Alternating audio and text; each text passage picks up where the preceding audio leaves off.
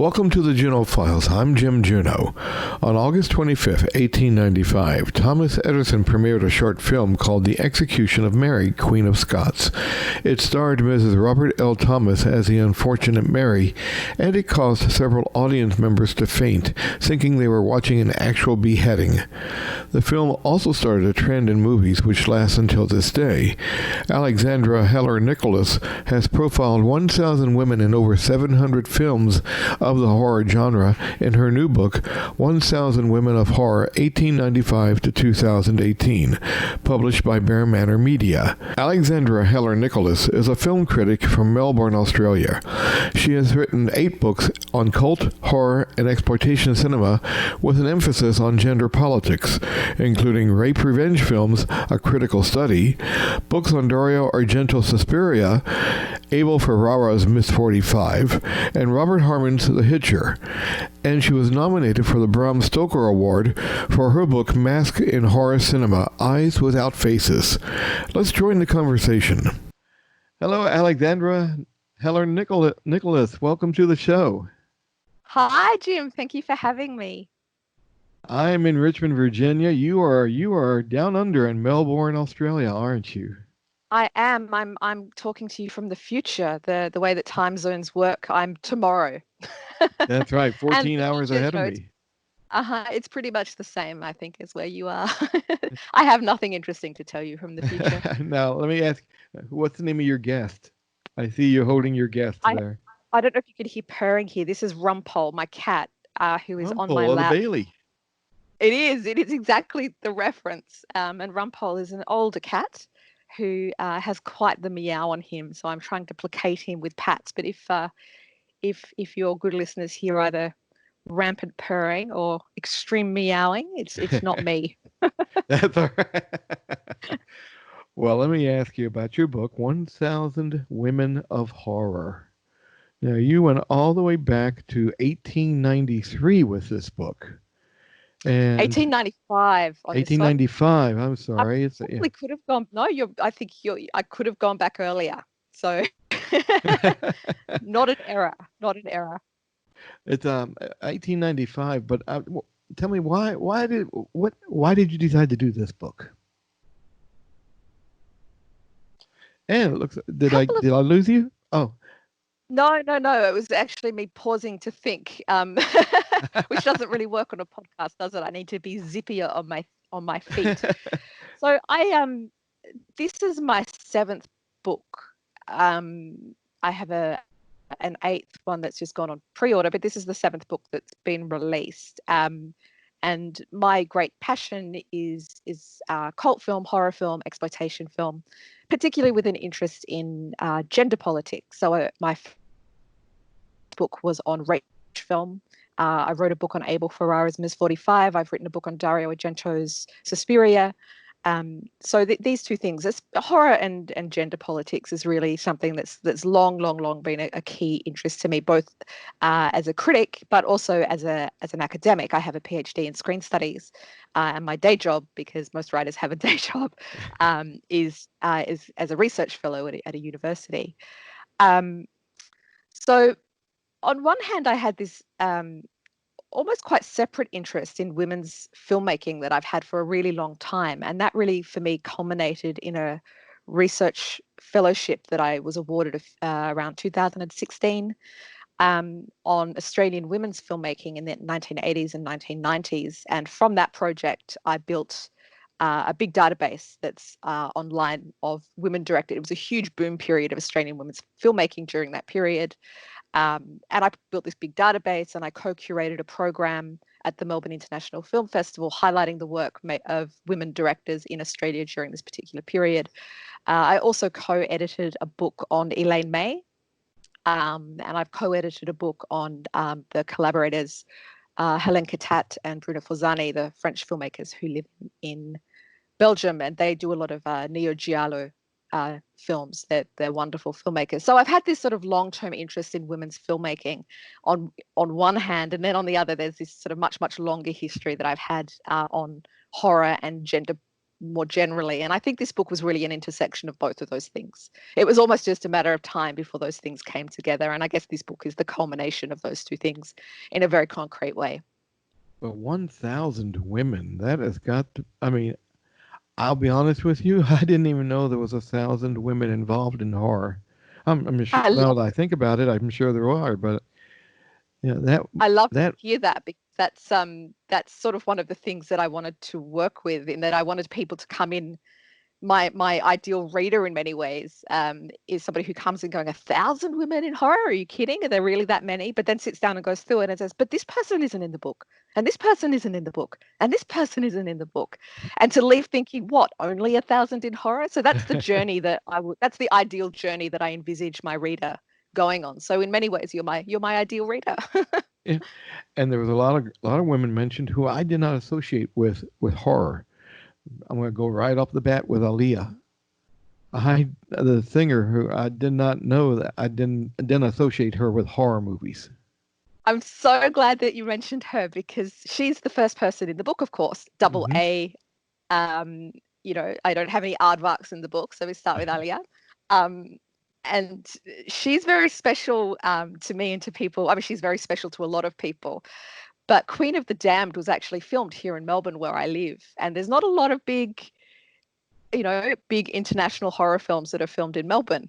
So I was this is more of a personal anecdote more than anything kind of professional, but I was the manager of a goth clothing shop when they made Queen of the Damned, and she was in town. Of course, she was the star of that film, and every single goth or goth leaning person in Melbourne was an extra in that film. It's not that big a city, we're like 4 million, 5 million people now.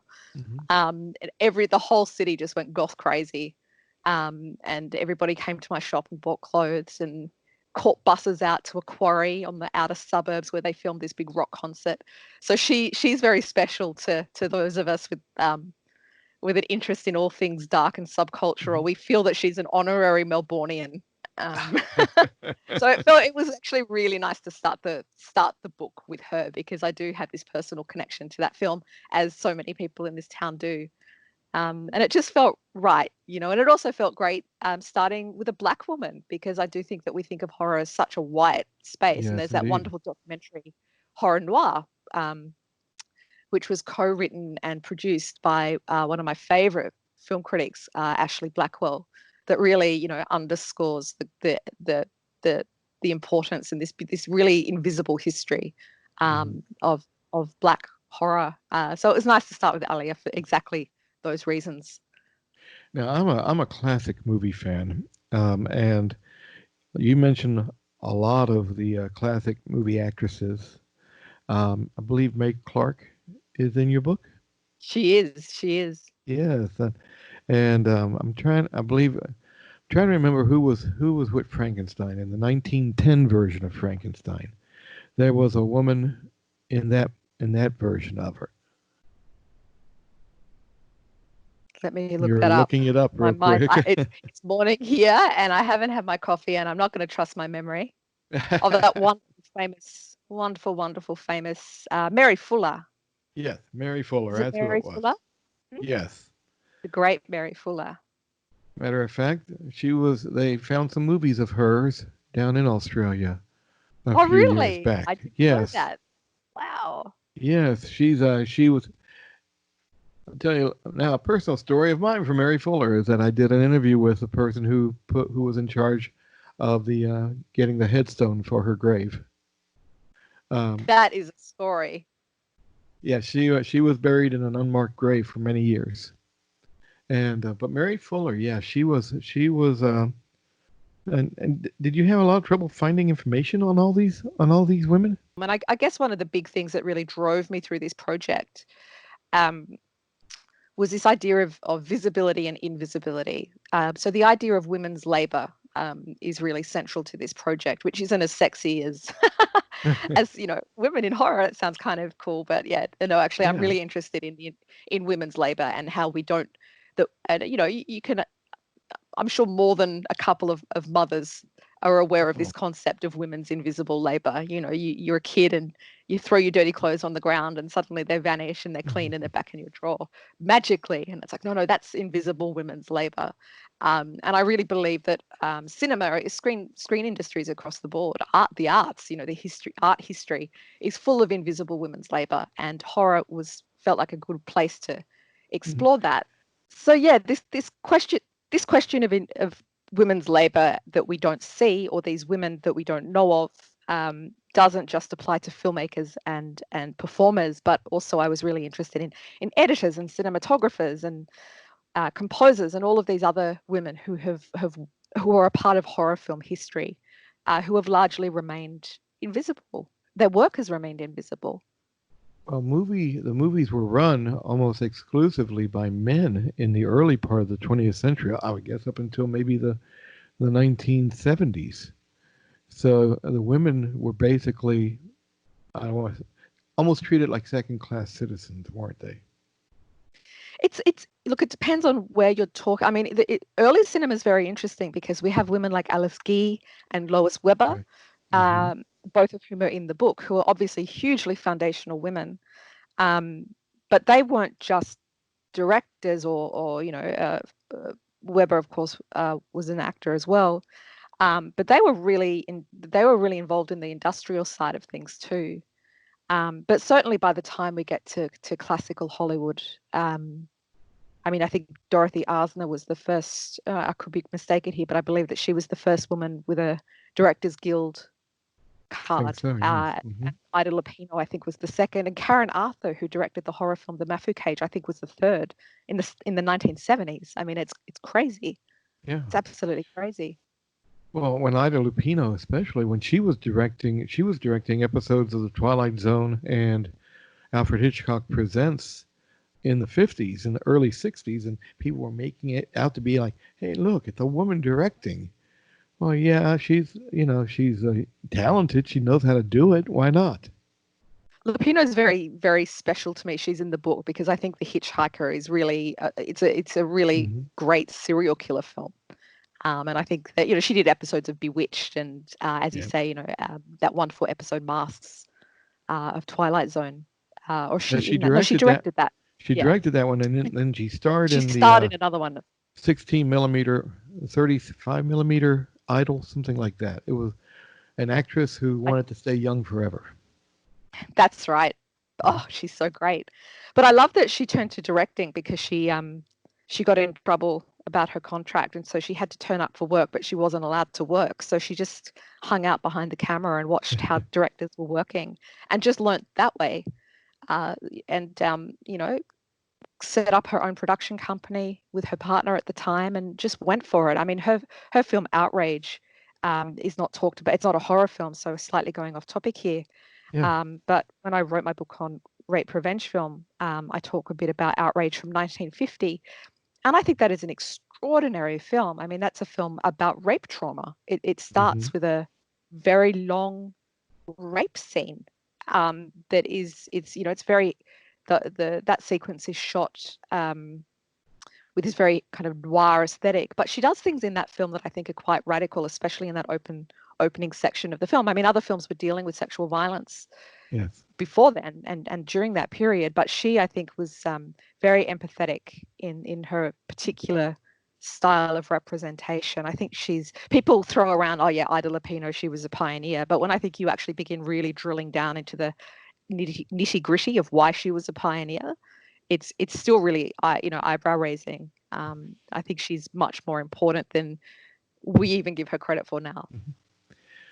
Let's talk a little bit about the movies like produced by Ed Wood, because he had Vampira. Sure in did. his movies, and I think a lot of people forget how influential Vampira became because, I mean, she influenced the way Morticia Addams, the way she appeared, and then Cassandra Peterson, who's better known as Elvira. I mean, Vampira was an icon in her own right, wouldn't you say? Would you say? Oh, absolutely, and she knew how to Mila Nurmi knew how to milk that at the time. Wow. I think that she understood the power of the image of Vampira. And the tabloids loved her. I mean, all of the coverage when James Dean died, she, of course, was very close to James Dean. Mm-hmm. And you can Google them, those amazing sort of tabloid headlines that she somehow had some kind of supernatural involvement in Magic. his death. Black magic. It's Yes, I know. it's incredible. It's incredible. I mean, it's also quite nasty, as the tabloids are prone to do. And I'm sure that wasn't a pleasant experience for her. But yeah, I love the idea that this really exotic, Finnish American woman from, I think she grew up in Oregon, Something like with the that. Yeah. shaved head and the wig, and yeah, that she found her niche, not just at the time, but like you say, that it had such a long legacy. She was the queen of the goths. Yes, she was. Exactly. Now, do you have a personal favorite Oh, I that we love all haven't my touched women. upon yet? um, it's a good question. I deliberately did the book alphabetically so that I wouldn't it wouldn't appear so that it could be read more like an encyclopedia on one hand, but Mm-hmm. also that it would perhaps more be more democratic in how I presented the women. And I love the idea of somebody looking up, um, Lupita Nyong'o, of course, who's done a couple of wonderful horror films the last few years, and then just by proximity finding out about Mila Nurmi, who people know Vampira, but they might not know her real name, or Marty Noxon, of course, who was a really key figure. She's a writer and a producer who was heavily involved in the TV series of Buffy and Angel. And I think she wrote Fright Night, the Fright Night remake. So, these people that we don't necessarily have that immediate image of. And I love that idea that people would sort of find, sort of almost by accident, would stumble across people that they'd never heard of before through people that they do know. So I think some of these more, I think there's fun in that. I wouldn't say that I have I mean, I have my personal favorites because I have my Yeah. personal favorite films. Okay. Let's But hear but them. the real joy of this book for me was discovering people that were new to me. Yeah. There's a woman called Eloise Gist or Gist. I apologize for saying her name Okay. incorrectly. And she was a Black filmmaker from Texas. And she made films with her husband, James, who was an evangelist, and they did a film around the early 1930s. So basically, they would make films together and then travel around and show them in churches. And they did this amazing film in the early 1930s called Hellbound Train, which is about Satan on a train just scooting around and meeting Oh, sinners to wow. pick up. So people committing different kinds of sins. But yes, Satan's driving the train. It's not perhaps what we would identify as a quote unquote horror film, but certainly, there's this sort of, literally a kind of demonic Yeah. edge to it. And I do think that she's a really great fit in the book. So people like that, I have women like that I have a huge fondness for, just because of the process of discovery for me. She was a new person that I'd never heard of before I'd started working on the book. Were you able to see a lot of the movies that you mentioned in the book?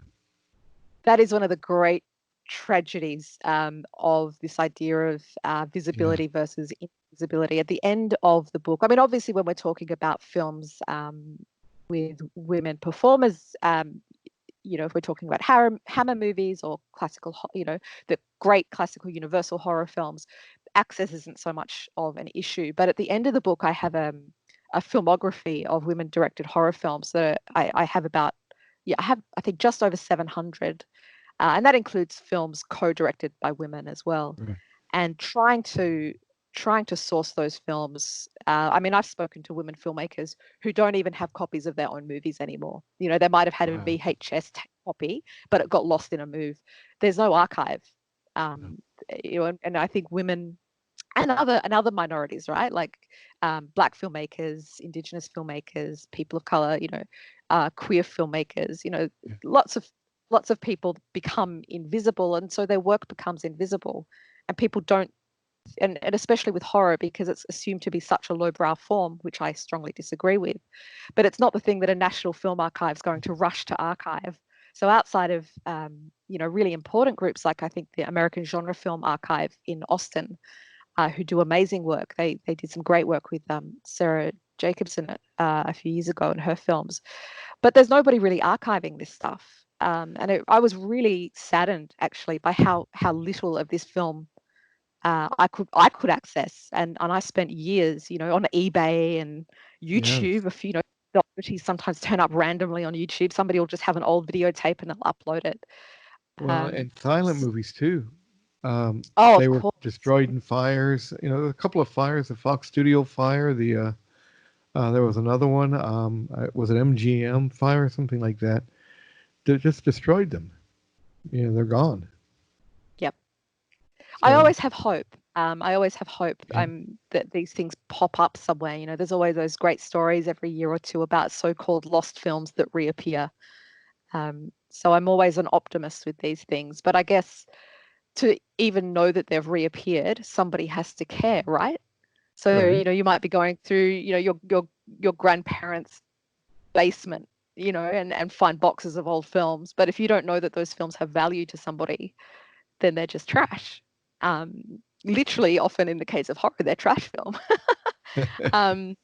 So yeah, I mean, I guess again, it's this question of invisibility, and I think these really big questions about the archive and the archival memory are really, really crucial when we talk about women's filmmaking, especially in terms of what I'm interested in with this book. And I'm not even talking about old films. I'm talking about films from the 90s. Yeah. It's amazing, even films that aren't even 20 years old have sort of been forgotten or just lost. It's a shame, but we always can hope that somebody's attic has a yes. Well, Alexandra Nicholas Heller. I got it right? HellerNicholas, you were close. HellerNicholas. I knew I was going to switch it up. Okay, it's an you can call me unnecessarily long name. I think you did great. Alexandra Heller-Nicholas. Okay. I appreciate you being here tonight, or this morning for you. And thank you for having me, Jim. It was lovely to chat. You can find more information about the book 1000 Women of Horror 1895 to 2018 at BearManor Media.com. Until next time, I'm Jim Junot.